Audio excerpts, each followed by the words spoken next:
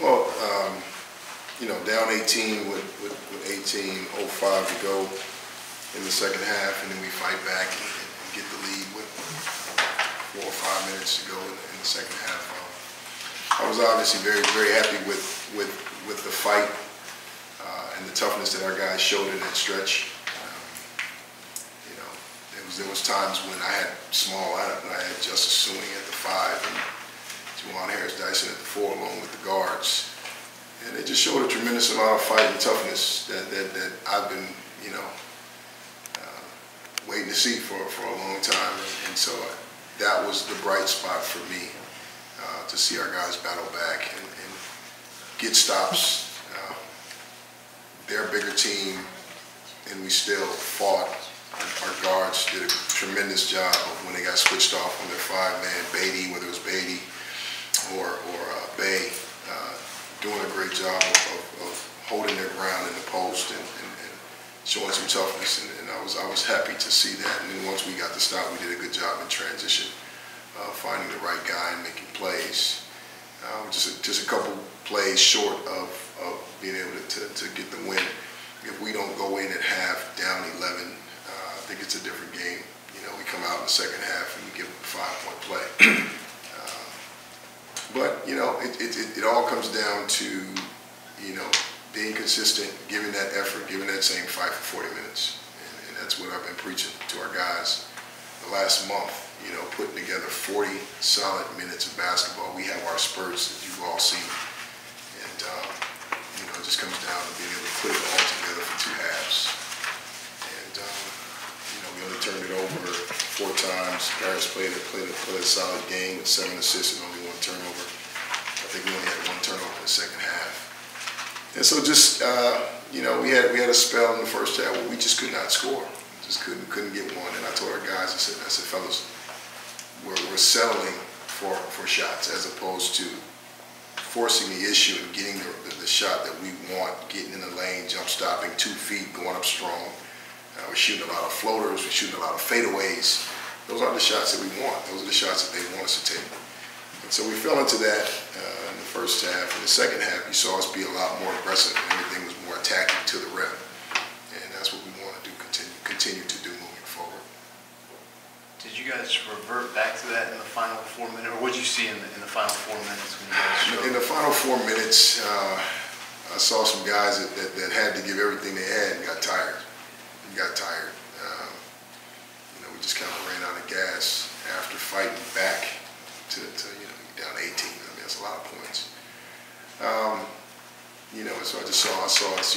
Paris has a layup at the rim. We miss.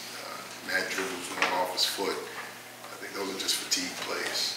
Because they battle so hard to get back. You see that a lot in games where a team has to fight back from so far, and they get there, and then there's just no energy left to get over the hump.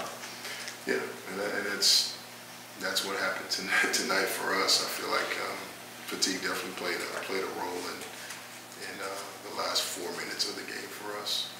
And then McKinley Wright comes down and hits a huge 3. We really needed to stop down 4. Do you come away from this discouraged that you had a chance and couldn't cash it in, or do you feel like you're seeing some real progress that can translate to a victory? Discouraged, yeah, because the losses have piled up, but at the same time encouraged that we were able to the guys could have very easily thrown in the towel and they didn't. So to see that fight and that effort and to know that we have it in us is very encouraging for me. You mentioned that lineup with Justice at the 5. Did you find something there with that small group that you might be able to use a little bit? Yeah, I did, because on the offensive, if we can get stops with that lineup, we're very hard to guard on the other end, on the offensive end, because now you got to you get ISOs against the other team's 5-man who's not accustomed to being able to sit down and try to guard a guard. And so yeah, I think we found something there. Eric said he was fired up by what you said to him. Said to them after the timeline around the 18-minute mark. What was your kind of message to them about that and going? Well, I just told him, I said, we have to fight. We have to show some pride. We have to be men out there. I just basically challenge their manhood. Say, hey, are we gonna fold, or are we going to respond to the challenge that's in front of us? And, you know, as a coach, you know when they start talking to each other, you know that, they started rallying and encouraging each other within that timeout. And it was good to see, and they responded. What do you know about Utah, and what would you like to see your team carry over from this game into Saturday? The fight, just the fight. I mean, at the end of the day, as a coach, you just want to see your team leave it all out on the floor. And Utah is a very, very good team. They do a great job of executing it against man and zone. Cedric Bearfield is an unbelievable scorer. He scores in bunches. And they have a bunch of guys, role players, Timmy Allen, a bunch of role players that are really good, that you have to Van Dyke can really shoot it. Jace Johnson's solid big. They're a very good basketball team, but they kind of center around Bearfield. He's the guy. He's the one that can really hurt you and score in bunches and really shoot the ball. I think against Colorado, he had 5 threes in the first half. So he's an unbelievable scorer.